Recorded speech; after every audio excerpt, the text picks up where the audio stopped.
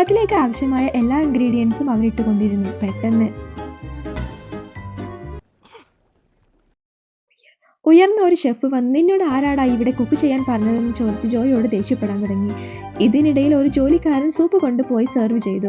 പക്ഷേ അത് കഴിച്ച് കസ്റ്റമറിന് അത് വളരെ ഇഷ്ടമായി. അപ്പോഴാണ് ഷെഫ് നമ്മുടെ എലിക്കുട്ടനെ കാണുന്നത്. ഉടനെ അവനെ തല്ലിക്കൊല്ലാൻ തുടങ്ങി. പക്ഷെ ജോ അവനൊരു കുപ്പിയിലാക്കി. അവനെ കൊല്ലാനുള്ള ഓർഡറുമായി ജോ നേരെ ഒരു പുഴക്കരയിൽ വന്നു. പക്ഷെ അവൻ അതിനെ കൊല്ലാനായില്ല. അവൻ ചോദിക്കുന്നതിനെല്ലാം എലിക്കുട്ടൻ മറുപടി നൽകി. അവൻ എലിക്കുട്ടനെ തുറന്നുവിട്ടു. പക്ഷേ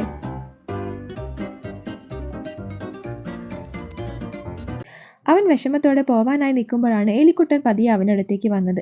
അങ്ങനെ അവൻ എലിക്കുട്ടനുമായി തൻ്റെ വീട്ടിലെത്തി. വീഡിയോ ഇഷ്ടമായി ലൈക്ക് ചെയ്യാനും ചാനൽ സബ്സ്ക്രൈബ് ചെയ്യാനും മറക്കരുത്.